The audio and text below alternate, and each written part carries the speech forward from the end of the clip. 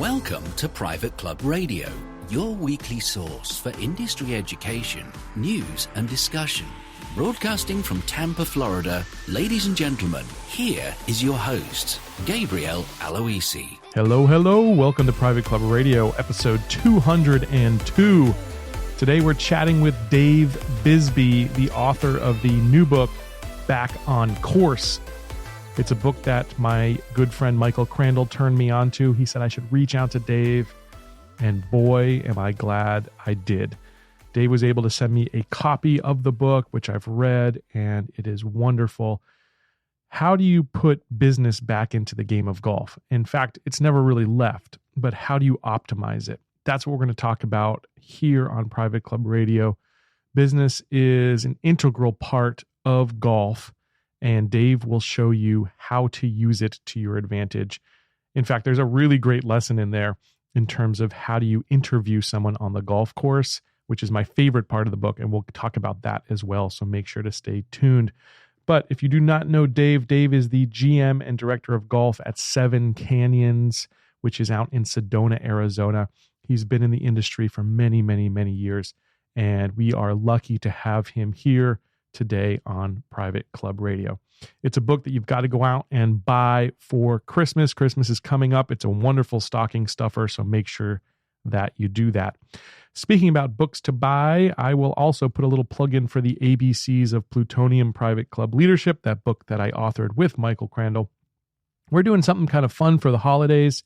We are doing a special promotion where if you buy a multi-pack, which is 6 books, 12 books, or 24 books for your board, committee, or for your local CMAA chapter, or any other chapter out there, you will get free shipping, and we will personalize those books for you. So we can actually put the logo of your club or chapter and a little note inside the first page of the book, personalized for you.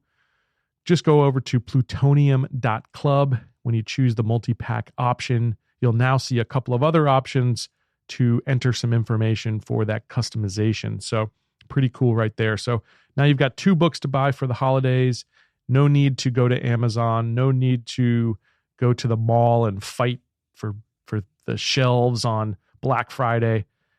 Just go over to get a couple of books, Back on Course and ABCs of Plutonium Private Club Leadership, and you'll be right on track. All right, without further ado, let's go over to Dave's interview. I think you're going to enjoy this one. Well, it's my pleasure to welcome to Private Club Radio a gentleman named Dave Bisbee. Dave just wrote a great book, which I have right in front of me right now, called Back on Course, and I'm really enjoying it. I'm about 80% of the way through this book, and the reason I haven't finished, honestly, is because it's that good. I keep going back and rereading highlights from the book itself. But Dave, really happy to have you on the show, sir. Welcome to Private Club Radio. Gabe, it's a pleasure to be here. Yeah. You have an extensive background in the golf industry, and I'd love for you to just walk us through some of your history, Dave. Well, the way that I like to explain it is that I've never had a real job in my entire life. Love it. I've been able to dodge that. But I got introduced to the game at a very young age. Started working at a golf course when I was 12. Wow. And turned professional when I was 17 and have never looked back. Wow. And you've been all over. You've been at some of the finest clubs around. Tell us about some of those. Well, yeah, I've had the opportunity, and golf it's a crazy game. The places it'll take you and the people you get to meet, those kinds of things. But I've had the opportunity to play probably 80 of the top 100 courses. I'm from a little town in Kansas, Hutchinson, Kansas, and there's a little golf course there called Prairie Dunes, which is perennially in the top 30 courses in the U.S., and it's where I kind of got to cut my teeth. But the game has literally taken me all over the world. It's incredible. And you're actually a commentator, and you've done all sorts of things. So what are some of the different ways you've been in the golf business, Dave?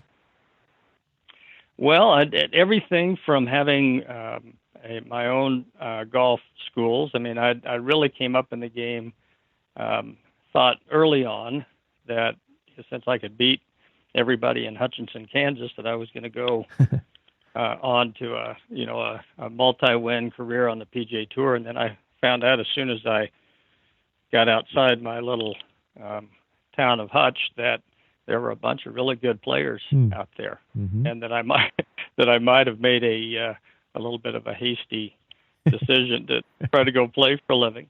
But even in that, in being able to go out and travel around, I was a original rabbit, what they used to call us, the Monday qualifiers, and that one, it got me into playing all over the place.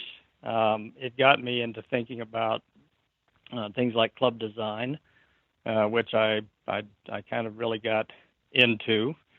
Club design kind of led me into teaching. Teaching led me into being in front of the very top in corporate America, and that's really where the idea came about for how bonded golf and business are. Yeah. So yeah, it's just been a series of very fortunate events. Oh, sounds like it. That sounds like a great career, Dave. So you led into that perfectly. My next question is, for those who haven't read the book yet, can you just explain the premise and what Back on Course is all about? Well, I think as you're probably well aware, every time we go through an economic cycle, especially a downturn, golf kind of gets painted with a negative brush, and even though it really never stops. I mean, that bond between the business world and golf. I think the whatever you want to call the financial crisis of 2008, it really took a beating back then. And the premise for the book is that it is such an important connection.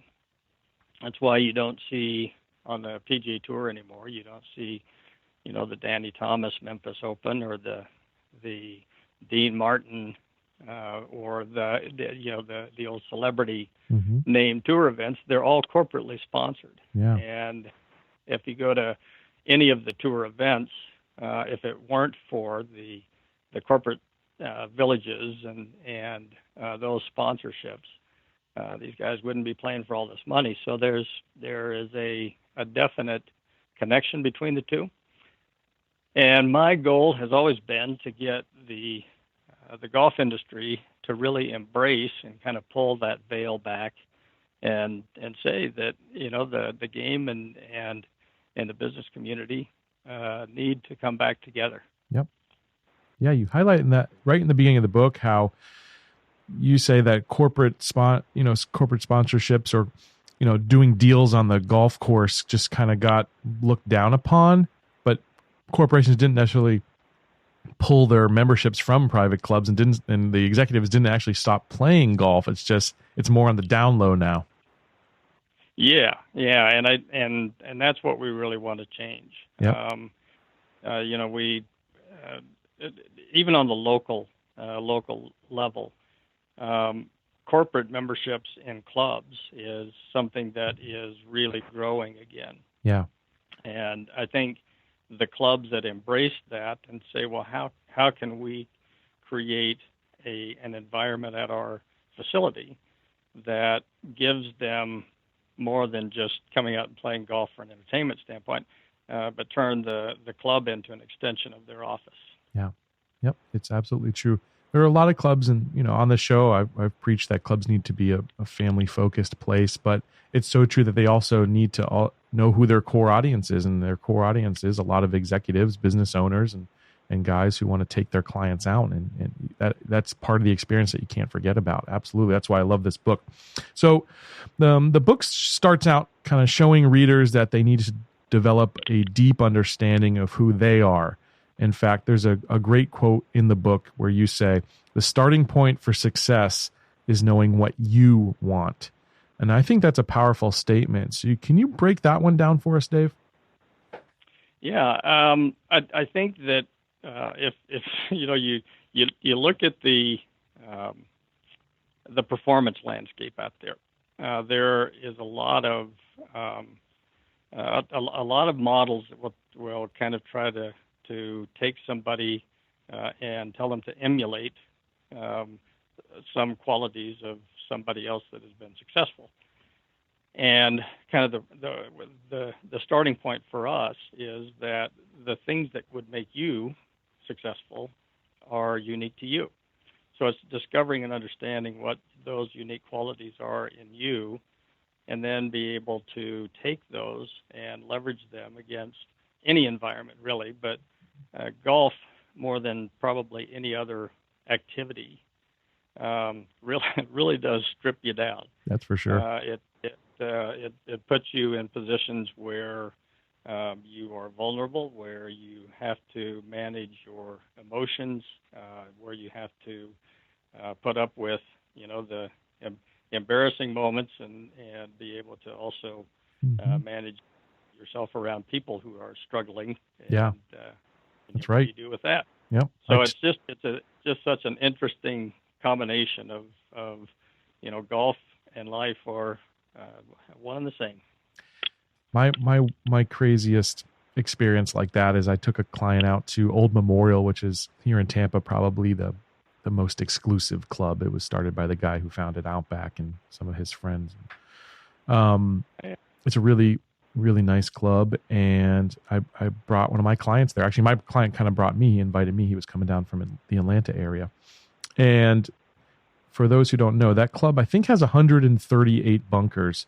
And that day I was in about 132 of them.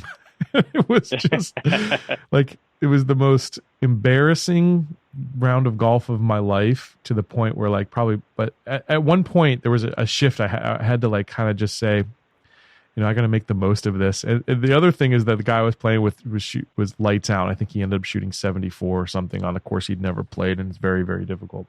So you're right about golf being it can really test your emotions out there. You have any stories like that yourself? What was one of the most unique experiences you had taking someone out? Well, yeah, I mean, as you were describing that,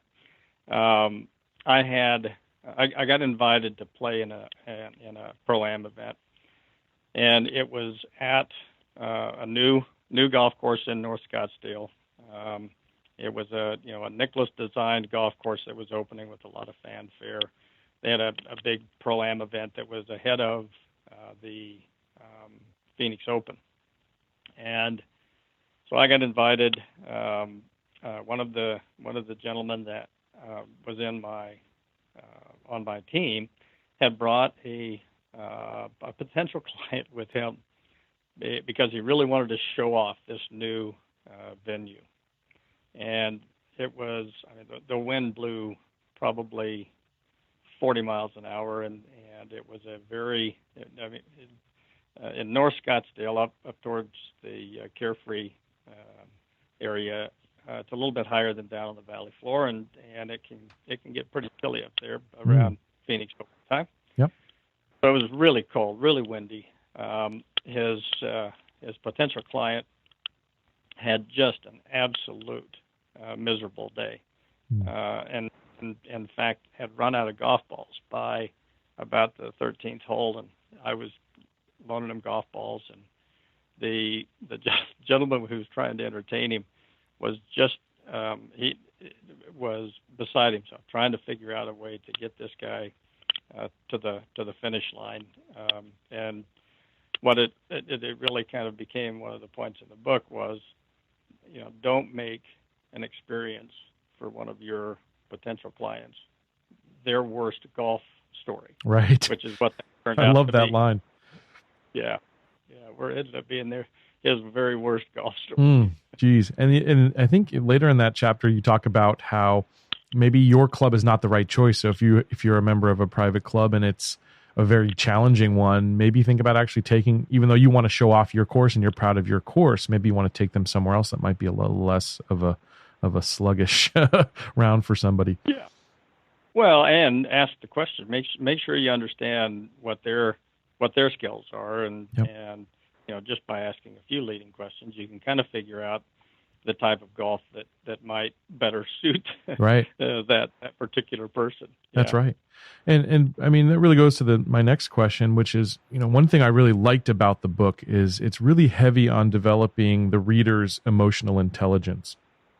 And you've actually created a questionnaire that goes along with the book to help them learn and recognize the needs and the wants of the people that you're going to be playing with, or the people you're going to be bringing onto the course. So tell us about how that works and how folks can actually get a copy of this questionnaire that you put together. Well, that is one of the most interesting things about this. I mean, golf might be a personal game, and it is to all of us, but it's also a way for you to build relationships, and the mastery of being able to do that is be able to recognize and understand the needs of the person that you're dealing with. My co-author on the book, Connie Charles, it really is a business executive coach, and I got introduced to a performance, or probably the best way to describe it, as a personality profile. Mm-hmm. Back in the 90s, Roger Berkman had developed an instrument to give people a better understanding of themselves, and then what those unique qualities are and how they interact with someone who is quite different from them. And that really kind of became the basis of the questionnaire. It's really understanding kind of four things: what it is that you're interested in, what you like, what you have a passion for, what your best qualities are for going about pursuing those interests, and we describe it as style, the underlying needs, the environment that you need for those strengths to come out, and then if those needs aren't met, the next thing is understanding the stress reactions that will lead you into poor performance.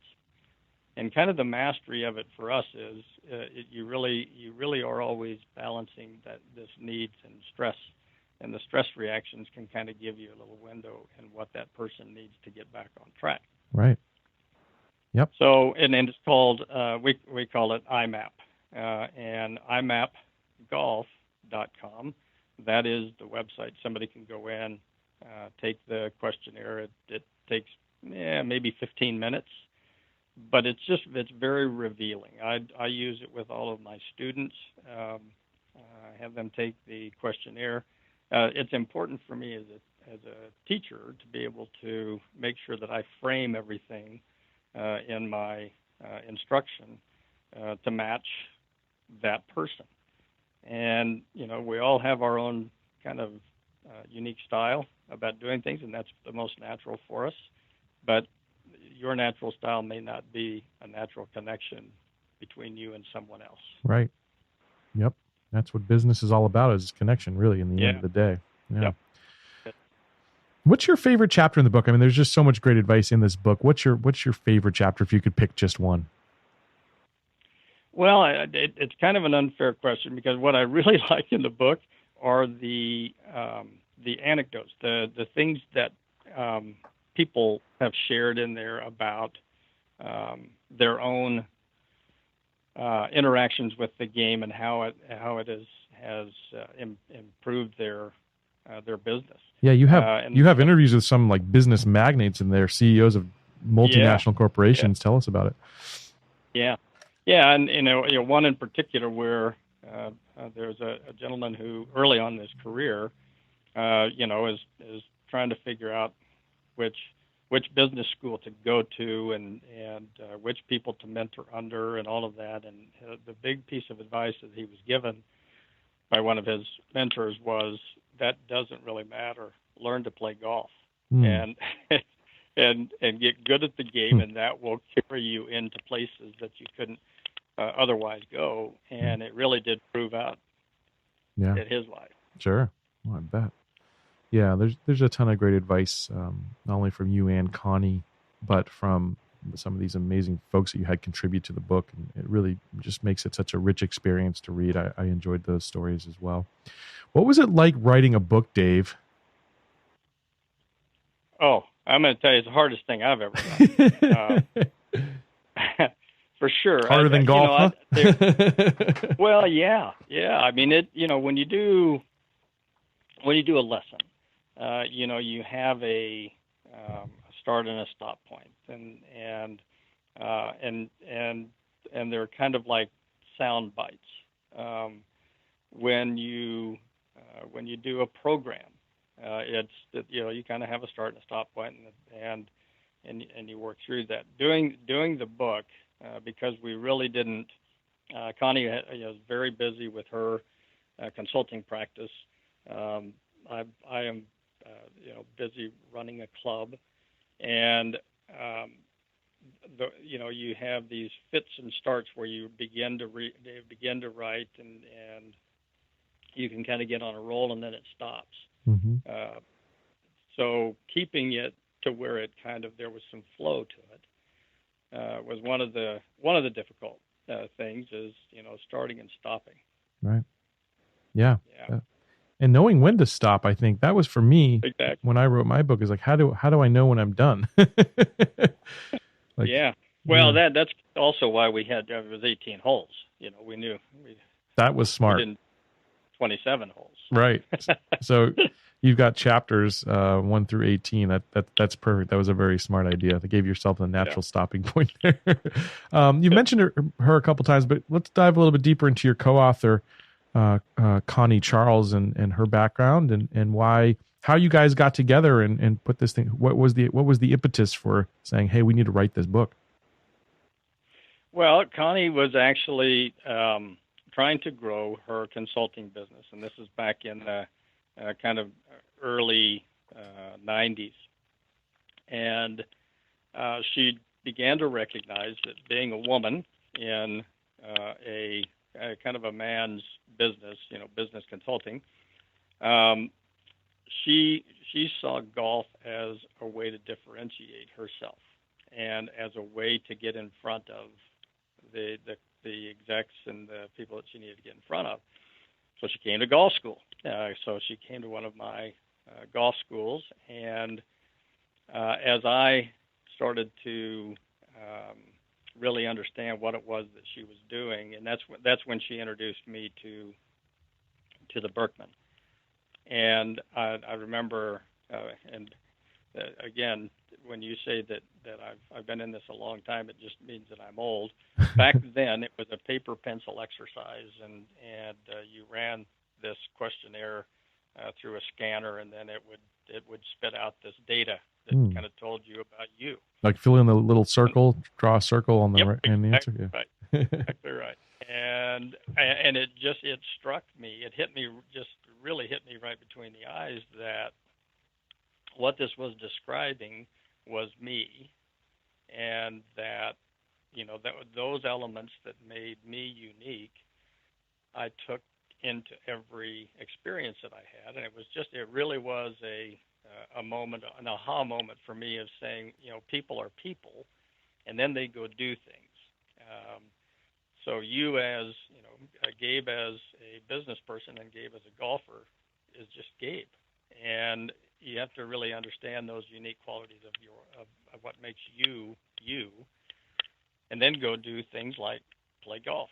So that was kind of the start point, and then we began to collaborate on doing executive golf schools as a way to introduce clients to really what Connie did in the bigger context of executive development and corporate training. And that we started doing that in '95, and that was really all that I did. I was on airplanes more than I was on the golf course for right up to 9/11. We were going all over the world doing these executive golf schools to introduce executives to one, have how strong the connection between golf and business are, but then also to be able to take those concepts back into their company and put them to use. I love it. What would be the lasting impression that you want to leave readers with once they finish the book, Dave? Well, I think the important thing is to understand how important and how valuable the game can be to whatever it is, whether they're trying to develop their career, whether they're trying to lead a company and need some way to be able to give that company a compass, a way to look at the culture within the business, and how important golf can be in helping them to do that. I love it. It's so true. And it's just chock full of great tips on, how to conduct an interview, how to know if you should bend the rules or stick to the rules. And again, it gets a lot into the emotional intelligence and being able to read your playing partner and do that research on them ahead of the time to kind of know, how that should go. I loved every part of this book, Dave. If folks want to get themselves a copy, where can they go find the book? Well, they can go to imapGolf.com and order the book there, or they can just go to Amazon and order a copy. My suggestion is when you go and order your copy, whether you go to imapGolf.com or Amazon or any other bookstore there that might be carrying it, make sure to buy two, because this is something that you're going to want to keep a copy on your desk and you're going to want to share with a colleague, because the information inside is just so valuable. Dave, any more books coming for you, sir? We're going to see anything else come out? Well, yeah, Connie and I are actually working on kind of a next 18 holes, a next round, and nice. and taking this a little bit more into not only the connection between business and golf, but really giving you some practical applications and a little bit more on improving your own golf game. Oh, I like that. Yeah, that's important, because you don't want to do what I did and get into 132 bunkers. Although you're going to have those days. I mean, you are. Yeah, you are. Someone's going to have them. So you also got to know how to prepare for it. I love it. It's just a great message. It's a book everybody needs to put on their desk, like I said, and buy that extra copy. The holidays are coming, by the way. Hint, hint. There you go. Great stocking stuffer. Throw this thing in there. Dave, just appreciate and thank you for your contribution to the golf industry and what you've done here with this literary work. And thank you so much for coming on Private Club Radio to let our listeners know about it. Gabe, I appreciate it. And, that invitation's open. Anytime you want to come to the most beautiful place on earth, Sedona, Arizona, come on, we'll take a lap around our golf course. Hey, I think you're going to see me probably in the next 365 days. Sooner than later, you'll be seeing me for sure, Dave. I appreciate the invite. Perfect. Well, that's going to wrap it up for Private Club Radio episode 202. That means there's 201 episodes for you to go back and listen to. So plenty to do between now and next week. Until then, here's to your membership success. Private Club Radio is brought to you by Concert Golf Partners, helping to preserve and enhance private golf and country clubs. Visit concertgolfpartners.com to learn more about the recapitalization process.